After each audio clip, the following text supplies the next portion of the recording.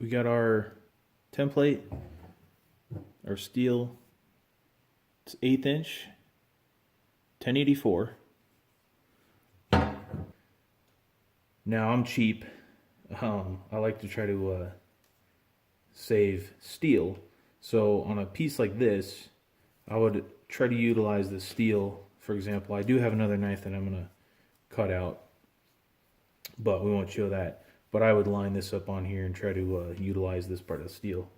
But I actually have another project where I'm going to use a long strip here. But that's for a different project. So for this, we'll just cut it down right here, have it drawn out,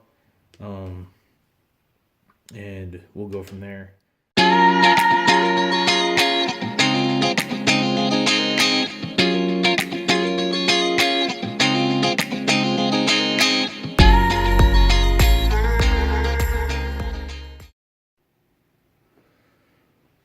Alright, I skipped over the whole cutting this thing out. It's pretty easy.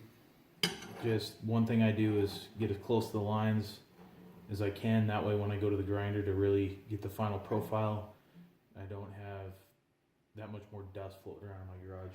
One thing I'll mention, when I was new, I would cut a slab of this off, the excess piece, and then throw it in a pile somewhere. Well, when I would go back to it, I have no idea what kind of steel this is, so I have no idea. I would have no idea how to heat treat it. So, for anybody out there that doesn't do this already, I'm sure most of you do, just go ahead and write down what kind of steel you have on your scrap. That way, when you go through your scrap and you want to use a piece, you know what you're working with.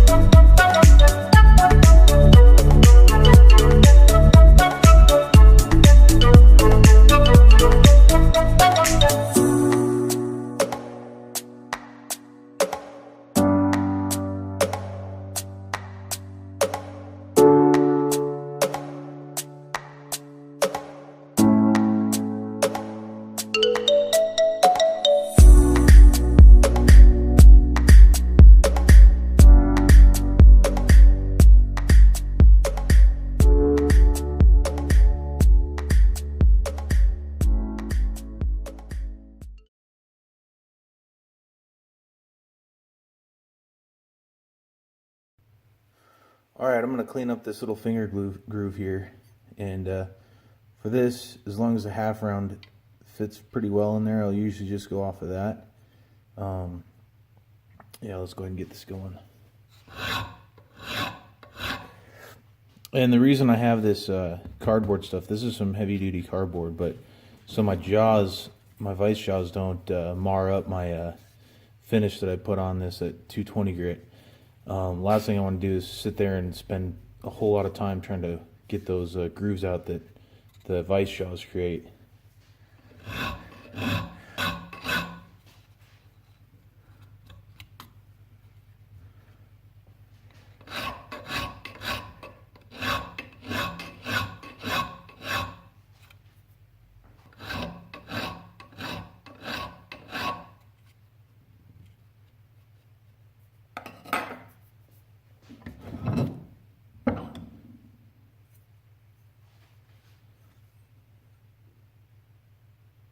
Here's a blade that I've been working on for a little while, and it's heat treated and everything. I just got to put handles on it. But if I can get her focused, this is my maker's mark, and it leaves a pretty good impression in there. All I do is just hammer it on there with just a regular old ball peen that I have, and it works great. I haven't had any issues with it. The only issues I really get is if I get a inconsistent strike and I have a deeper depression on closer to the K or the R or something like that. But I have a little bit of a system that I do that helps prevent from doing that. Here's actually my mark right here. It's really small, but I'm going to show you how I lay out where I'm going to place this on the steel based off my design. And I don't get super precise about it, but what I do like to do is take some of this painter's tape here, basically parallel the area where I want my mark to sit inside of. I'll take my drawing here and just kind of base my line off of that, and I kind of look here. So I want it about, let's say, right there. Yeah, that looks about right. I'll make sure that I don't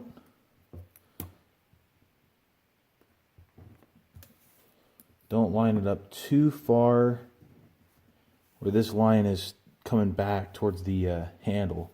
The last thing I want is my plunge line going backwards.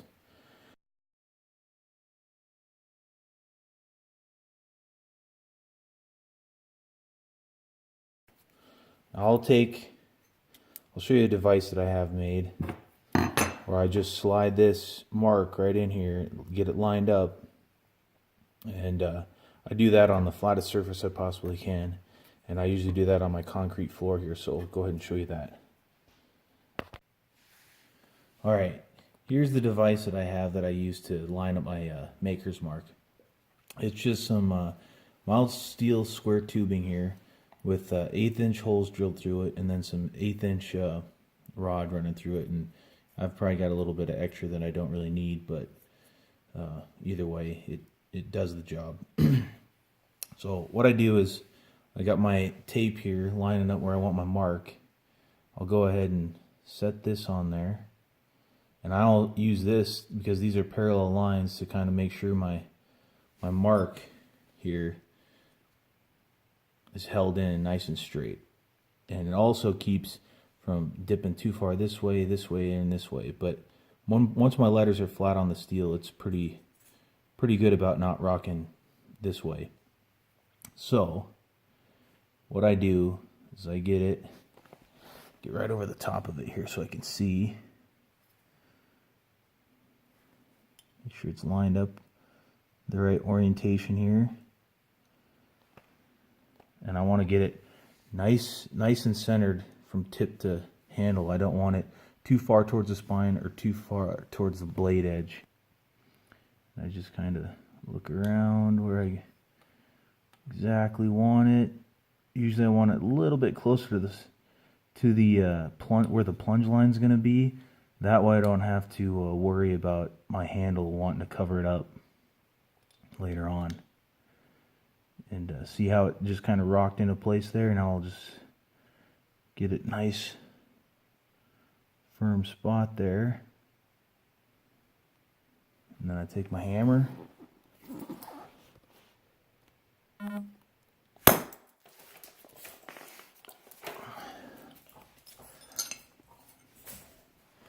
there we go. It's got a great, nice, consistent mark there. And through all the rest of the process, you'll see it's not going to wear out. It'll still be there. And that's what the difference is there. It's going to look like this once we get this further along in the process. But I just wanted to go ahead and show that. Got the tape off here. I'm going to go ahead and run some Sharpie on this so I can get a nice center line. And that's what I'm going to use to follow while grinding. You'll see the little tip on there, but you just line that up and you just scribe a nice line down there. You can also use, when I first started out, let's say the Sharpie's a drill bit, I would take the drill bit and I would hold it up on the spine, and then I would just like that, flip it over and do it again. And that worked for a long time, but man, this is that much more consistent. So I'll take my Sharpie here, and when I was on the grinder, I put my 220 belt on there and I did lateral scratches. It's a lot easier to see this scribe with lines going this way than lines going this way, because your scribe line that you're putting in there is actually going to be following that. So if you can have it the opposite of that, it stands out that much more.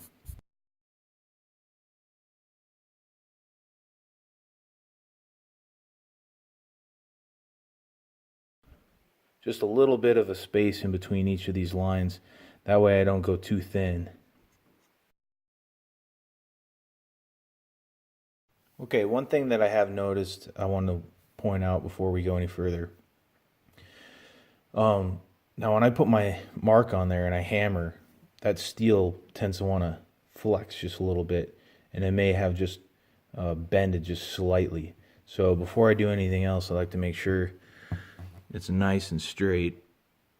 And you can see it looks like we got just a slight curve, but I think that's just an illusion because of this Sharpie here. But I'll line this up with something nice and straight, really flat, like your surface here. And you can see if there's any gaps running underneath the steel, that'll tell you. Or if you put up here, it's like we got just a slight little wobble there. So what I'll do is I'll take this back onto that super flat surface. You have an anvil, it works great, but I don't have one. But you just put it on a piece of leather there.